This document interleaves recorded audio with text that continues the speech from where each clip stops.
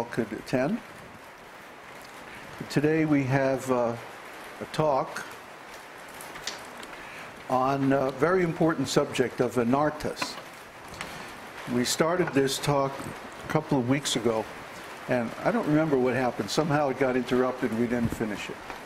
So I want to go over this because in our series now, we've been going through the Nectar of Devotion. And we finished the first part of Nectar of Devotion, the first wave, as it's called, from chapter 1 through chapter 19. So Nectar of Devotion, if you haven't read it, you should read it. Or if you haven't got it, you should get it. We have it in our Vedābase. If you want to download the Vedābase, you should read it and look at these chapters 1 through 19. They describe the whole first part of the path of devotion. Actually, it summarizes the whole path, but it gives special attention to the beginning of the path, because, of course, most devotees are in the beginning.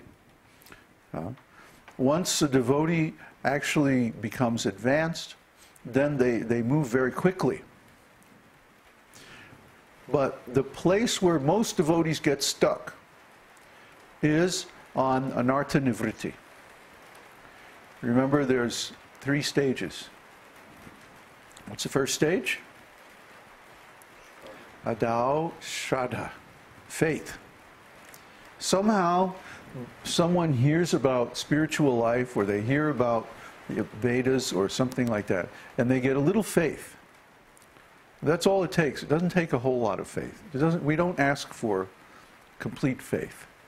We ask for just a little bit of faith. And if you try the process that's given in the Vedas, you'll find that it works. It does what it says it's going to do.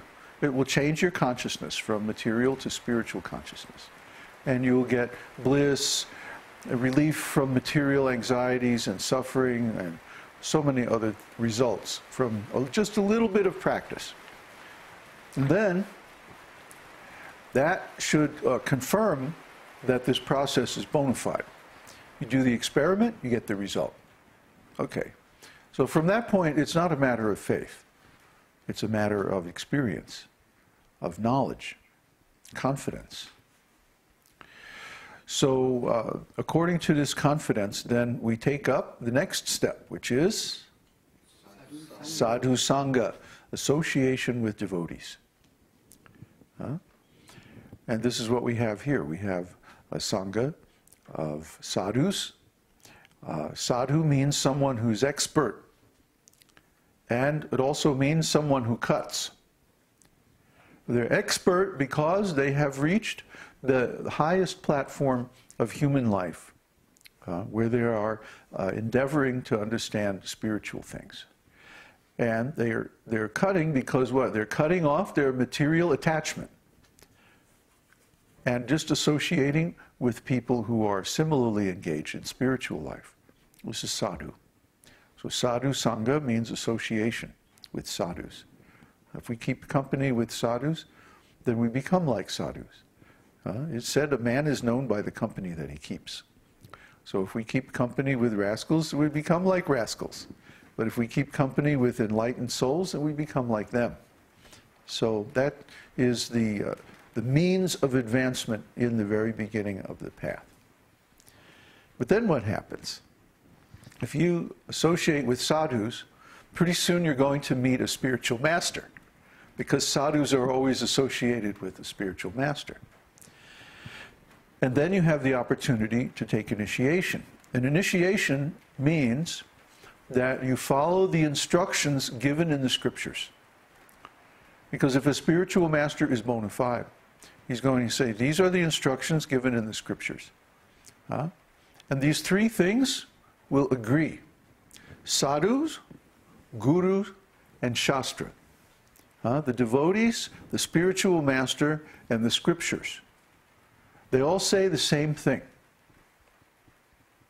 They all say that you should detach yourself from material things and you should attach yourself to Krishna. always hear and chant about his holy name, his beautiful transcendental form, his wonderful activities and pastimes with his devotees, his amazing spiritual qualities, and so forth. That this is the essence of all advice. This is the essence of all instruction. So if one follows this instruction, then part of that instruction is to take initiation, diksha. And we're going to have an initiation ceremony on Janmashtami, Krishna's birthday, which is coming up in about a month. And that's going to be in New Jersey. And of course, we're going to stream it on, it's going to be a Sunday satsang for that day. What is that? August 15th? 16th. Yeah, 16th? Yeah, so be sure and make it to that Sunday satsang. It's going to be real special. And the meaning of initiation is not just a ceremony. It's not simply getting a name. It's not just going through or some ritual and, you know, it's a very colorful ritual. It's really cool. You know, we have a fire and we make different offerings into the fire and there's all these mantras and, you know, it's a very nice ceremony. But what happens when the ceremony's over? Is that the end of the initiation? No. No. Really, initiation means the beginning. To initiate something is to start something. What are we starting? We're starting that we follow these rules and regulations in the scriptures in a committed way, in a steady way. It's not just a hobby anymore. This is a serious thing. It's a lifestyle. So when one follows these rules and regulations, what's the result? Anartha nivritti.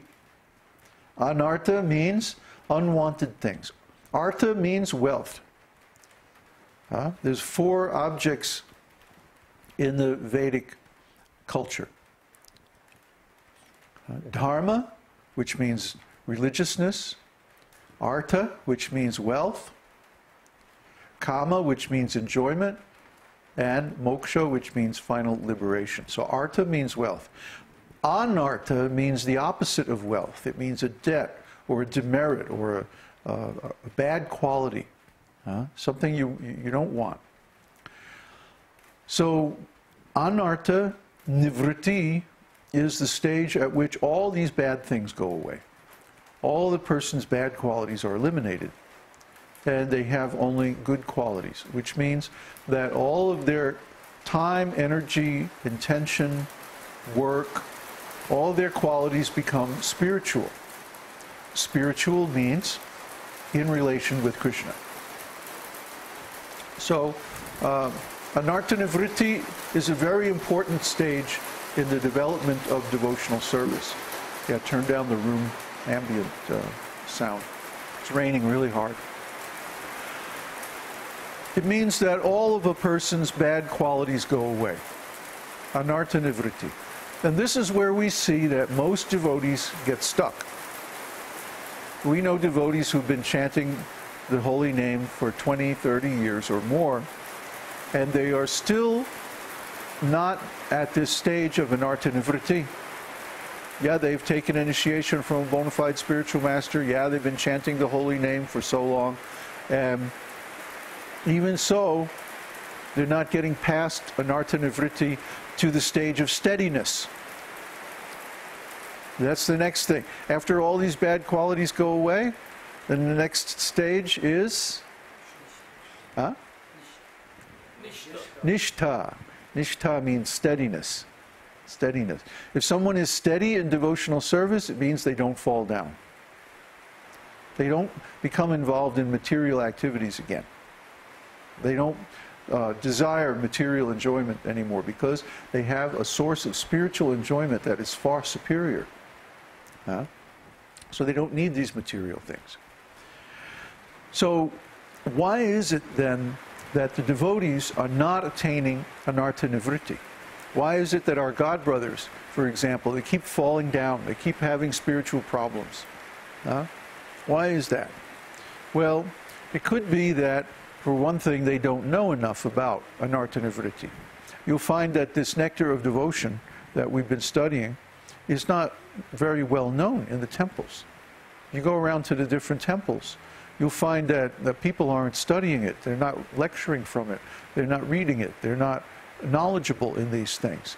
So how are you going to attain anartha nivritti if you don't know what the anarthas are? Huh? If you don't know that something is undesirable, if you don't know that it's going to lead you into a condition of poverty where you lose all your spiritual credits, then you won't know that, oh, this is something I ought to give up. You might even think that it's a good quality. Huh? But actually it's an albatross around your neck. It's a bag of rocks. Huh? And until you put your bag of rocks down, you can't receive the diamonds of higher stages of devotional service, like attachment for Krishna, ecstatic emotions, and pure love of Godhead. These are the higher stages on the path of devotional service. Until you get past this stage of anartha nivritti,